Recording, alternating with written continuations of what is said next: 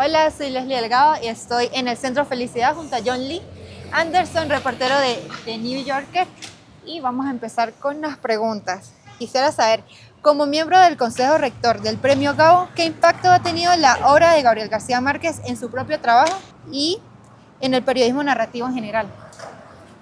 Mira, siendo que Gabo fue uno de mis primeros perfilados hace 26 años, cuando recién comencé en la revista New Yorker, creo que tuvo un efecto muy fuerte en lo que ha sido mi carrera y mi acercamiento a los personajes desde entonces, porque a diferencia de la mayoría de mis perfilados, no fue no fue un político, sino fue un escritor más.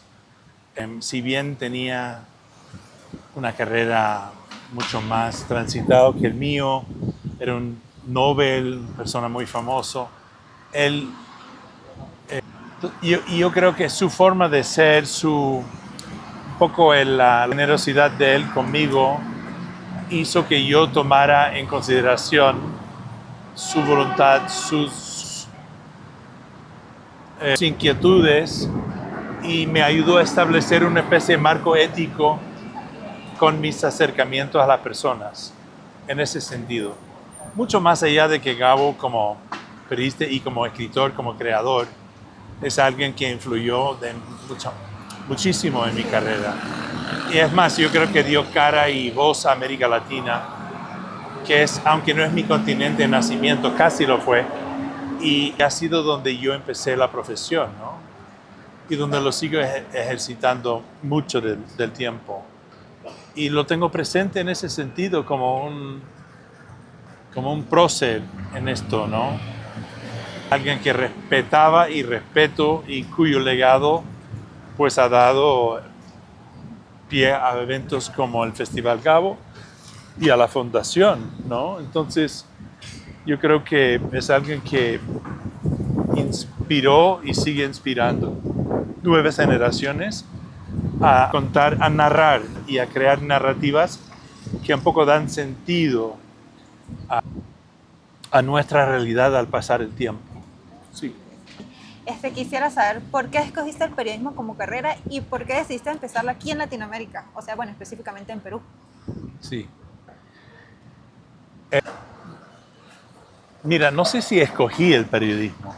O el periodismo te escogió. No tanto tampoco, pero mi madre era escritora de libros infantiles, de libros para chicos, y respetaba mucho y inculcaba mucho el gusto de la lectura y del mundo de los libros y la narrativa en nosotros como niños. Me inculcaba y me incentivaba la escritura, la poesía. Yo tenía un periódico de barrio cuando yo tenía 9 años, ella lo mecanografiaba, ella siempre me estimulaba. Y entonces cuando yo era adolescente, digamos 17, 18 años, yo tenía como norte que yo iba a ser algún tipo de escritor, pero no sabía qué tipo de escritor. Escribí cuentos cortos, escribí un poco de todo, y admiré ciertos escritores que eran a veces novelistas, pero también periodistas. Y quería yo también ser testigo de la historia de mi tiempo. Entonces yo creo que esa junta de inquietudes mías me llevó al periodismo. Y un poco me caí en el periodismo porque andaba en Perú de aventura y vi un anuncio en un periódico que decía necesitamos escritores. Y yo me presenté y dije, yo sé escribir. Y me dieron chance y ahí empecé. Y entonces entré en el periodismo así. Y luego, claro, tuve que aprender mucho para ser más o menos pasable. Pero así comencé y sucede que fue en Perú. Sí, en Sí. Perú. Ok, en el contexto de la Fundación Gao y en el aniversario del periodismo narrativo, ¿cómo ve la evolución de este género en América Latina en los últimos años? Mira, yo creo que en el transcurso de todos estos años lo que he visto es una explosión de interés y en la práctica de la crónica y de la literatura de no ficción en América Latina es mucho, estimulado mucho por Gabo y por el quehacer de la Fundación. Y no solamente en Colombia, en todos los países de la región, he visto como egresados, alumnos de los talleres de la Fundación han montado sus propios medios, algunos digitales, otros impresos, algunos han durado, otros no, pero con un afán de contar historias y de ser narradores, no solamente periodistas como de oficio, de alcoba o de periódico reporteando cosas, noticias, sino más bien con una inquietud mayor de llegar más allá en lo que es la narrativa. Y entonces yo creo que ha tenido un efecto tremendo en la región. Y ha sido muy positivo. Y espero que lo siga siendo. Sí seguirá. Esperemos que sí. ¿Y cuáles son los principales retos que enfrenta el periodismo narrativo hoy en día? Yo creo que la tecnología, la sociedad está cambiando a raíz de las tecnologías nuevas, digitales, los smartphones, el TikTok, las redes sociales, la tendencia a lo rápido y lo fragmentario y a lo corto. Yo creo que hace que la gente misma empiezan a ser un poco así, ¿no? A no tener tanta atención, a no tener tanta paciencia, a vivir un poco a través de sus teléfonos. Y hay mucho periodismo, entre comillas, nuevo, que es un poco puesto para eso. Las historias de 3 minutos, las cosas así. Yo no digo que no tiene un lugar, pero ojalá que no acaparan todo, porque no creo que tampoco sea saludable que solo sea eso.